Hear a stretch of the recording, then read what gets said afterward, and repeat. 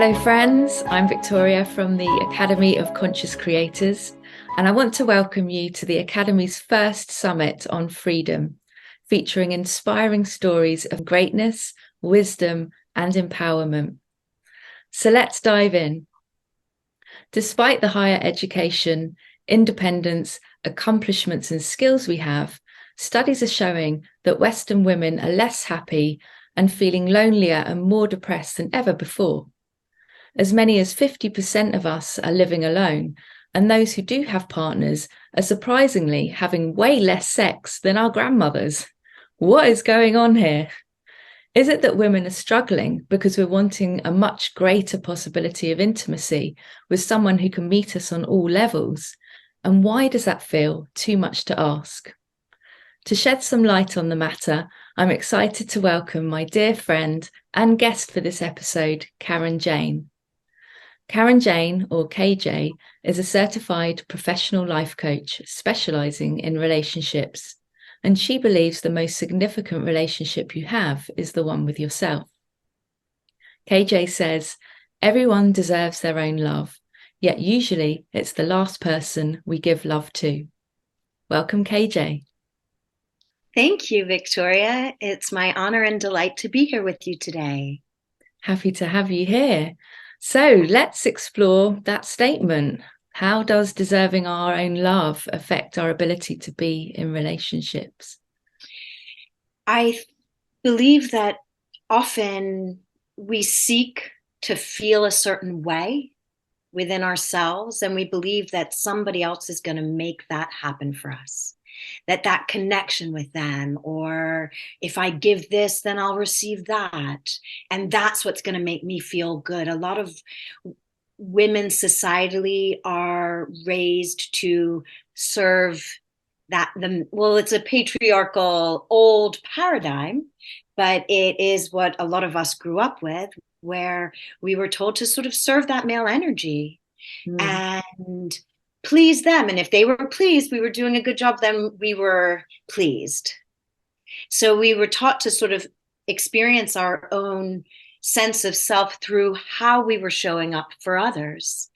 And as a result, I feel like that's fed a lot of imbalanced relationships and the power between men and women in the relationships.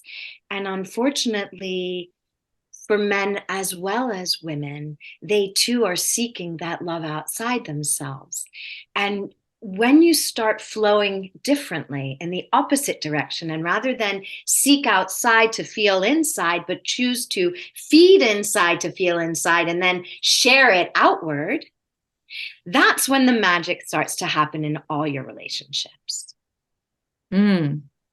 So, as you were saying, a lot of relationships now, or historically, have been based on that imbalance of giving and receiving. It's been based on conditional love, I guess. So do you feel it's possible to maintain a sense of freedom and at the same time be in a committed relationship? That's a great question. I believe the answer is absolutely yes. However, I also feel that requires some new perspectives than perhaps are currently floating around in our collective consciousness. It feels like in the collective, there is a lot of messaging about, the ball and chain, you're going to, don't go down that road. You'll never get out. Or even I come across this sometimes with my husband and his male friends, the concept of, is she going to let you out idea. And I personally don't believe that is the basis of a healthy and loving relationship. And I've been married twice. So I've had experiences of different types of relationships in that in regards to freedom. And I would say that the greatest gift of a committed relationship is the one of the unconditional love, like you said, where you're safe to be who you really are, where you're safe to be who you are beyond fear of their judgment. where you can really expose your vulnerabilities and not have them used against you or thrown back in your face at any time, but actually be celebrated, be nurtured, be honored and respected as tender spots, even. And Mm. what that does is it allows you the freedom to be yourself, Yes. which is the greatest freedom of all. And if you're yourself, then nobody's going to limit you in your relationship. Because if you choose to compromise on something because you want to honor the commitment of your relationship with that other person, you're doing it out of a choice, not an obligation. And I think that's another area in the collective where we might need a little cleaning up. The idea that I might choose to compromise, I might want to go home early because something for my spouse, and that can be celebrated. That's not me losing my freedom. It's my free will to choose that. Right. Yeah. And so would you say that we need to already be whole when we come into relationship, or is there a point where you've kind of done enough work to be this true version of yourself that you can then work to create greater expansion of yourself in relationship? What would that look like?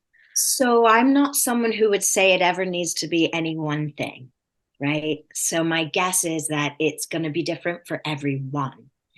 However, I would say that in a general equation, that it makes sense that we all need to kind of get into the relationship with ourselves first in order to even know what we want to attract to us. Right.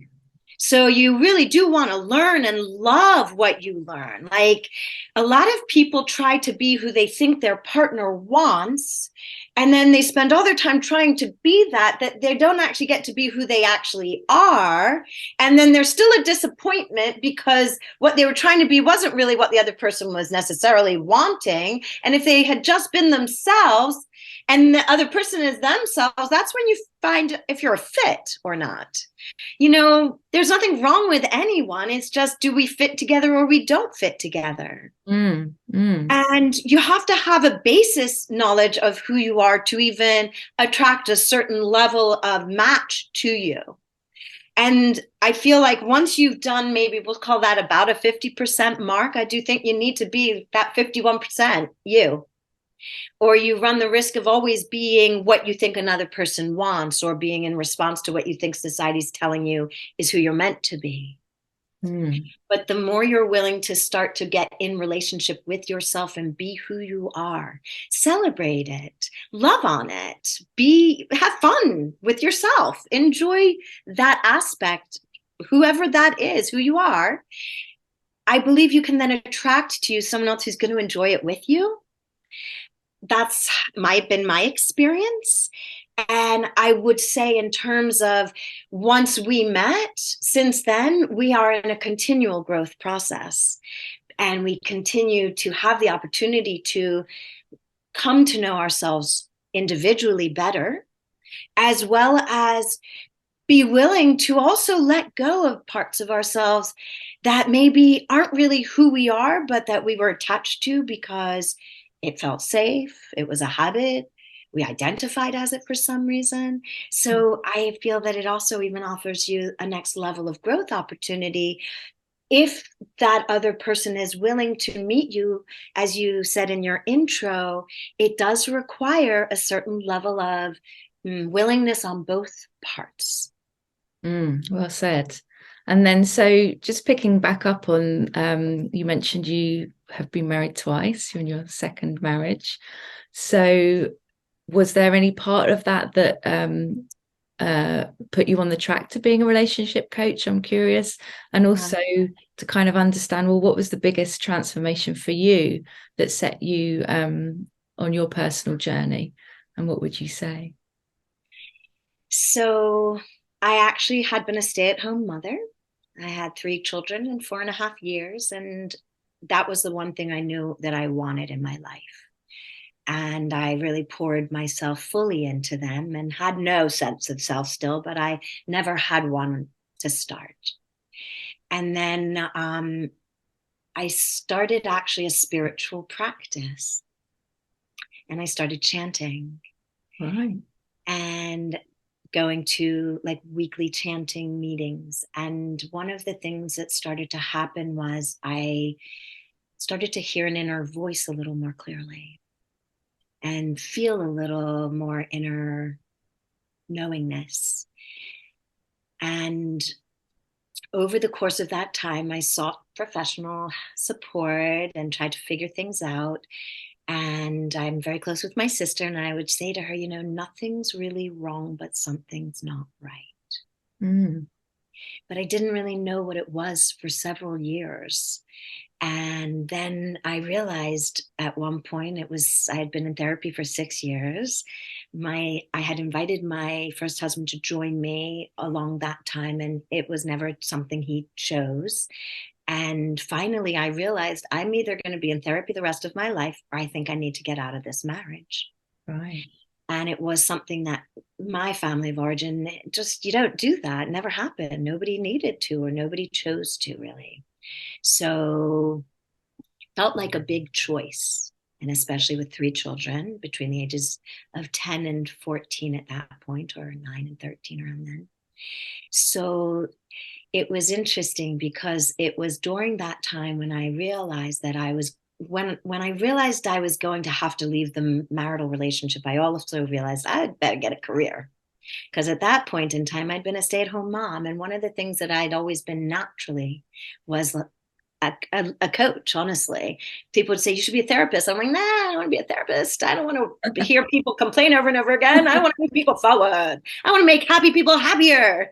And that's kind of a little bit what life coaching offers us the opportunity to do. So I ended up having an incredible experience through my life coaching education of having a 360, where I went through my divorce while I was going to coaching school. So I was able to be coached through my divorce as Wow. well as learn the coaching practice.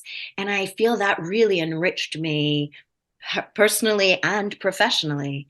So at that point in time, I had a couple of years where I was single, and it was during that time when I really started to grow that relationship with myself. I hit kind of a rock bottom moment Mm.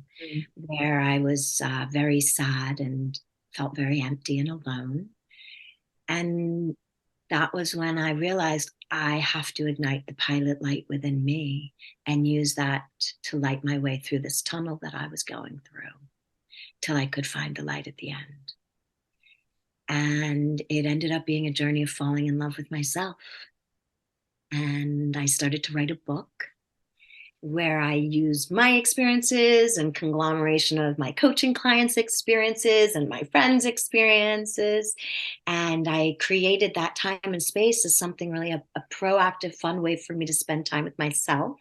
Mhm. And when I was alone and didn't have a lot of other relationships to distract me.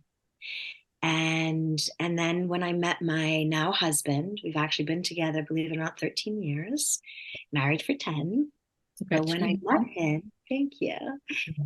Um, in the beginning, we both kind of showed up done. Like he was like, I'm done trying to be somebody for someone else.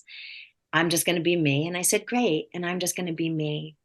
And I remember having a lot of very nerve-wracking moments where I was unhappy about something and I wanted to express it because I didn't have my throat chakra open and active during my first marriage. So that was a big deal for me. And I got very afraid of speaking. And every time I would say, you know what, I'm looking for my fit. If he doesn't like this or he doesn't respond positively to this, it means he's not my fit. But if I don't declare my desires and I'm not willing to be courageous in this way, I won't get what I want. Right. It won't happen for me. We must ask to receive. And every time I'd send it, I'd be shaking and so nervous. But every time I'd get a positive response until about 6 months in. And he was like, okay, Karen, if you want to have a conversation with me, we can do that. But I will not be doing this kind of stuff over text. But for me, I needed to do it over text because I wanted to make sure I crafted my message carefully and that I had the emotional space to receive his response without being watched. That felt very scary for me. But over the years, he supported me in evolving myself that way. Now I have a mouth. He's like, I'm so lucky. You don't hold back at all about anything anymore. I'm like, nope. Because there is a line in my book that resentment and anger are like dirty dishes with no water on them left in the sink. They just grow and multiply over time and become more and more difficult to scrub off. Hmm. Well, we'll talk a bit more about the book in a little bit, but I'd like to find out, we're talking about not being able to use our voice and the fear around that, not feeling safe to speak up. So how do we approach conflict in relationships without one partner maybe shutting down? And like, what tips or insights can you offer to our audience who might be struggling at the moment in a relationship? I would invite people to be very focused on being responsible for their part. Mm. Again, it kind of comes back to what we talked about in the beginning, where we're somewhat groomed to function in society in this outside in way, where let me give out first and then I'll receive in. Mm. And what that does, though, is then when something goes wrong, we're still looking out to what went wrong. And that's how people point fingers at each other. And we want to blame the other person. Almost everybody, when they're annoyed, the first thing they're annoyed by is somebody else, something else. Someone did X, Y, or Z. Yeah. And yet I am someone who believes that everything that exists to and happens to us in our world is a mirror of something within us that is information, a belief, a storyline, an old habit, something that has to get cleaned up. Yes. And this is what I refer to as personal responsibility. If I am keeping me clean and I am witnessing where my field got dirty and I need to clean my half up. So say something happened and I got angry. My husband happens all the time. He says something, I hear it the wrong way. Quite simple. We'll use that very common example. Maybe it was the intonation I didn't like. Maybe it was the half of the sentence he didn't say that I hear because I'm a life coach. So I'm really good at hearing everything. And then I want to get mad at that. Yep. It doesn't matter whatever it is. I could spend an hour perseverating around what I'm mad about. But really, if I slowed down for a moment and took a breath and I realized, oh no, I'm mad in my body. What's going on for me? Right. And the first thing I do is I bring compassion to myself. What are you feeling right now, sweetie? What are you telling yourself that you're so pissed? Because invariably, most of the times when I'm upset with him, it's because I'm not feeling good enough about myself around something specific. And whatever he said, I'm pushing that button. Interesting. So my self-responsibility is to own my button and say, wow, I'm having a reaction right now. Mm-hmm. And the way I just heard you say that, this is what it brings up for me. And then the question is like, is that something that is it a situation where I'm the one who needs to feel better about myself because it doesn't matter what he tells me. If I don't feel okay about that part of myself, I'm never going to believe him. Or is it that that's just a trigger word for me and it sends me back to like a bad memory that while I'm still cleaning up from it, it just would help me if we didn't have to go there. Like my husband used to tell a certain story, but there was this one part of the story that I really just, every time it just rubbed me wrong. You know what? He stopped putting that part in the story. And I really appreciated it. Because, and that's when the other person has to ask themselves, well, what's my need in this? Right. Is what's going on for me that I had to say it that way, or that I have to include this, or what do I need to be gaining? And then that's their personal responsibility. Because we're all really essentially trying to connect. Yes. And yet we're also all petrified of connecting. Yes. Because that means vulnerability. Right. Connection only happens in vulnerability. And yet it feels so good when we can do that. And that's why the more you are fortified in the relationship with yourself, the more you are personally responsible for yourself, the more you show yourself you have your own back, the more you have trust, the more you celebrate who you are, the more you delight in your antics, the more fortified you can be to hold your part of any relationship. Because you own when something's your stuff, you acknowledge your part, you don't take responsibility for someone else's part, you have enough throat chakra, you can ask for something that might help you, but ultimately you're filling in your part to make sure you're doing what you can to authentically be who you truly are, to be able to feel real and connected in your relationship, and to feel safe. Yes. And if that other person doesn't help you feel safe, then they may not be your fit. Yes. If you make yourself feel safe, you can trust what you feel. As long as it's coming from your heart mind and not your head mind, that's all about protection and gates and steel doors. And that's a different scenario. So the more we can be in the heart space, who we truly are, and trusting, the more we can know, like, this relationship's working for me. Oh, that's me being my old protection. Right. Or this is where a good place for me to practice sharing a little more, opening up a little more, giving a little more. Nobody said you got to like spread it all out at once. You know, you can practice. Give someone a piece of that heart pie. And if you don't like what they do with it, walk away. If you do like what they do with it, give them a bigger piece next time. Nice. I love that. So would you say then that in itself is possibly the biggest the causer of breakdowns in intimate relationships? The lack of willingness to be open-hearted with each other. Yeah, and be able to express ourselves and receive whatever the other person is expressing, because it often seems to me that, you know, somehow society's made it far too easy to just give up and walk away anyway. Like, what would you say on that? I wouldn't necessarily say I think that they make it easy to give up and walk away. I would say that society's made it easy for people to not turn within and figure out how they're contributing to their situations. Great answer. Okay. So for me, I would imagine that we would want, you know, when you were speaking, I feel like there's also a lot in the collective related to men and making it harder often for that man to have the open heart.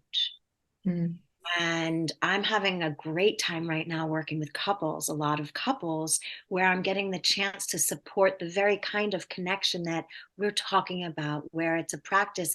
And in fairness to the men, the women aren't a whole lot better at having their hearts open. They're just better at saying, I want connection. I want emotional connection. But when we actually get in there, their hearts are as closed as the husband's. Yeah.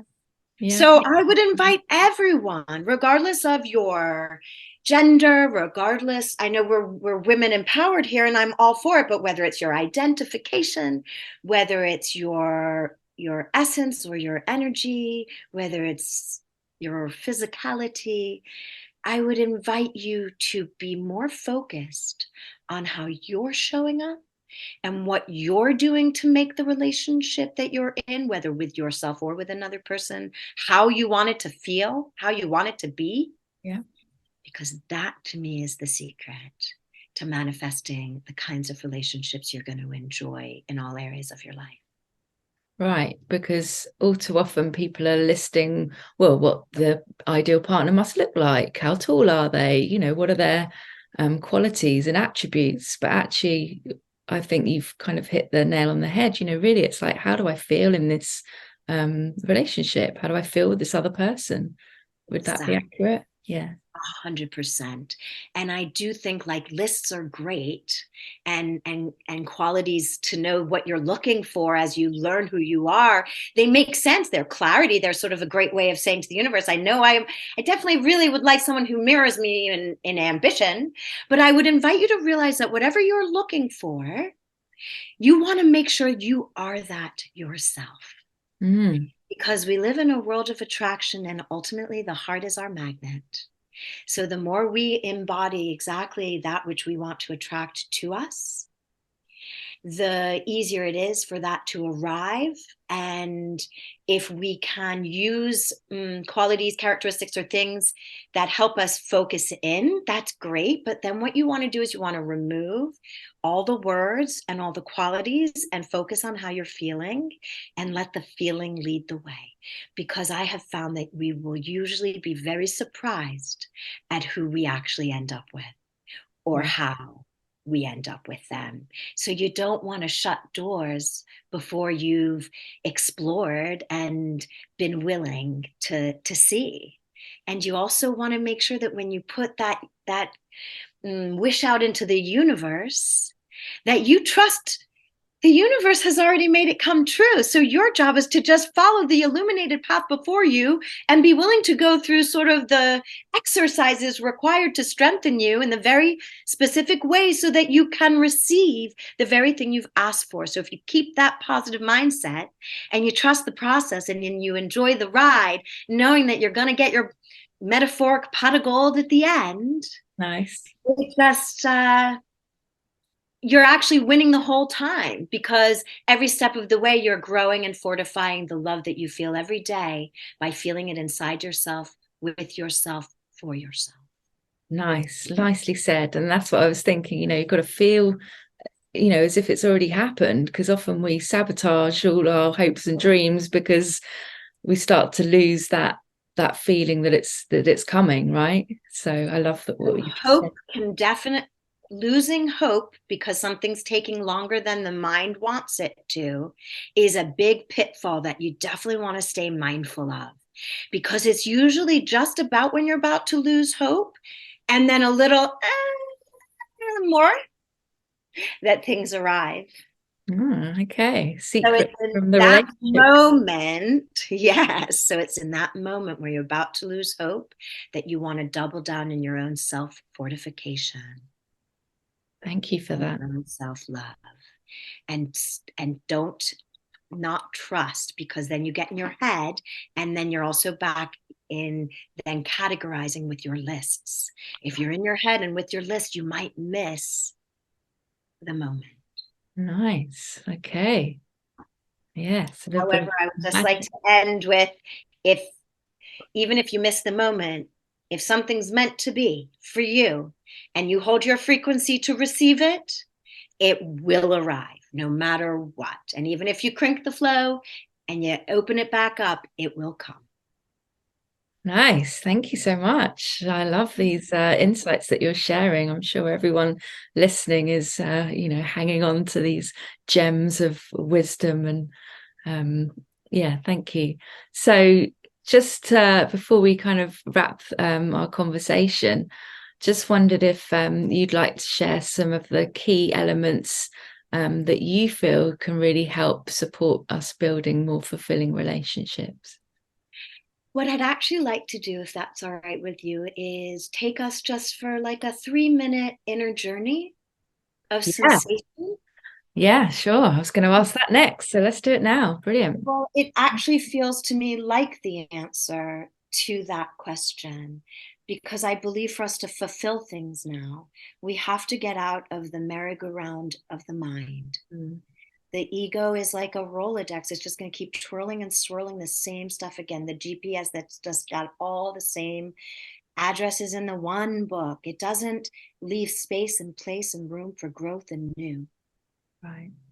And at the same time, we are all here to be a constant expanding love. So to fulfill these ideal relationships, as we said in the very beginning, it does start with feeling the love within yourself. So I thought maybe we could just take a few moments and connect to that love and that feeling, because I believe that that's the greatest gift you can give yourself to support you in being at a frequency where the kind of love you desire exists. Beautiful. Let's do it. Thank you. So let's just first start by closing our eyes and taking a few nice deep breaths with a focus in and out of our heart space.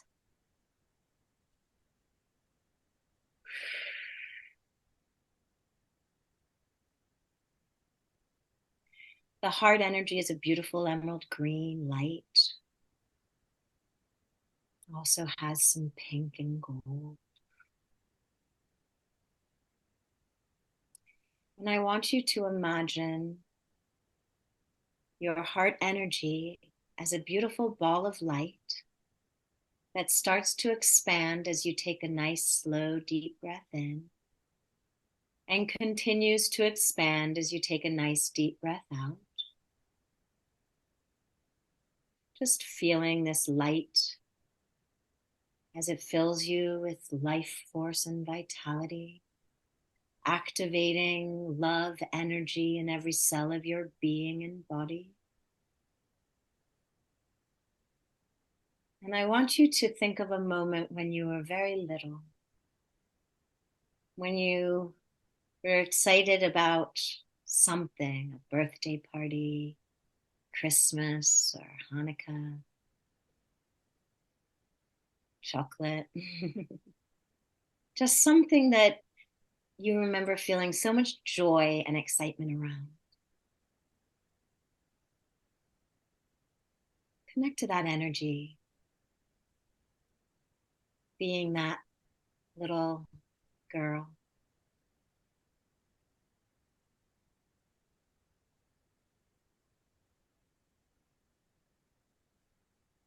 Feel the freedom in that joy, the freedom and the excitement. No fear of being excited, freedom of being excited, freedom of the joy and the celebration. There was no sense of anything wrong with the body if the body was able to move. Didn't matter what shape it was. It just mattered that it could dance. Or that even if it couldn't dance, depending upon your situation, that your heart could sing. Your heart has a magical tone that vibrates with joy and love. I want you to metaphorically turn your ears in for a moment and take a few deep breaths into your heart and feel the hum of your heart. And hear it.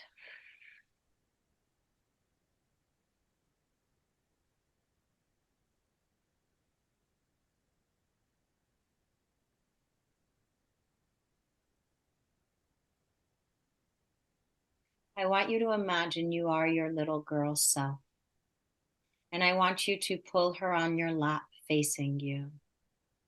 And I want you to rest her head on your chest, letting her hear your heart hum of joy as you hold her, as you love her exactly as she is, as you celebrate her, her dreams and her imagination, her delight and her celebration, her love and her affection.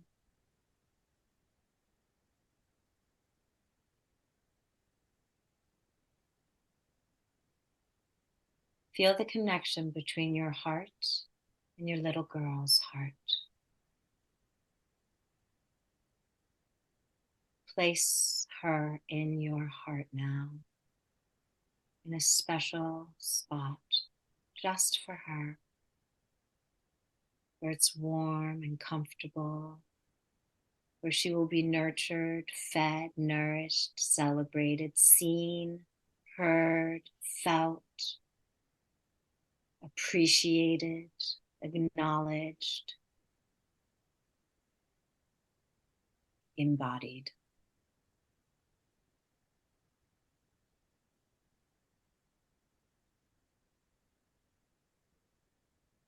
I want you to focus back on your heart space and feel how much bigger and brighter the heart energy is now. And take a few deep breaths and expand that heart sphere of the emerald green, golden rose light to encompass your entire form. Take 3 deep breaths now. And expand the circle with every exhale.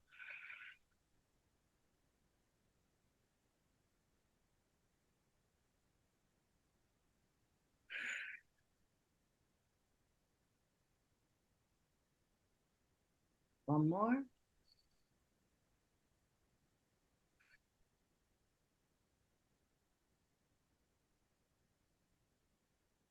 Every feeling you've ever wanted to feel, you can feel right here and right now if you go into your heart and you connect within to your own love.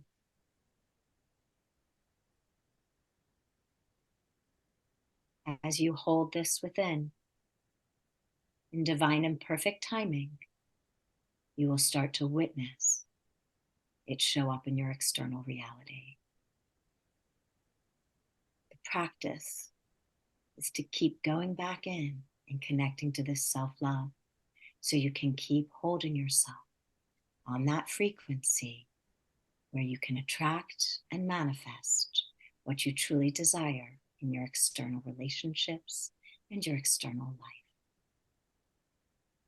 We place our hands to our hearts and we say, thank you. I love you. Thank you. I love you. It is done.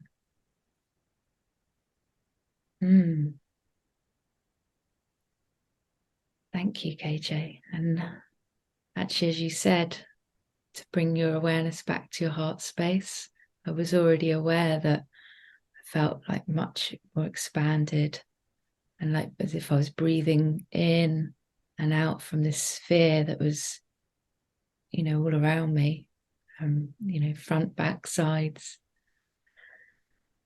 Excellent.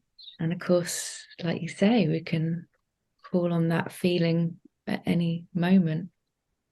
I think that's probably the greatest gift we can give ourselves when our external life might not be looking quite like the way we think we want it to.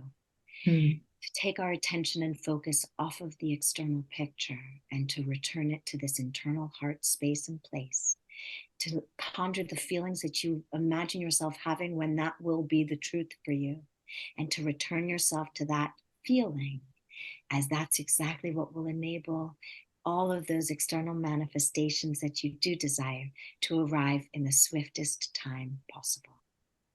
Nice. Exciting. Yes. So, as we come to the end of our time together, would you like to share where people can find out a bit more about you and how to connect with you? Absolutely. So I do have a website, which is coachkarenjayne.com, KarenJayne. You can learn a little more about me there. And I also have an offering of a book. Yes, please share. If you contact me through my website, there is a contact form there.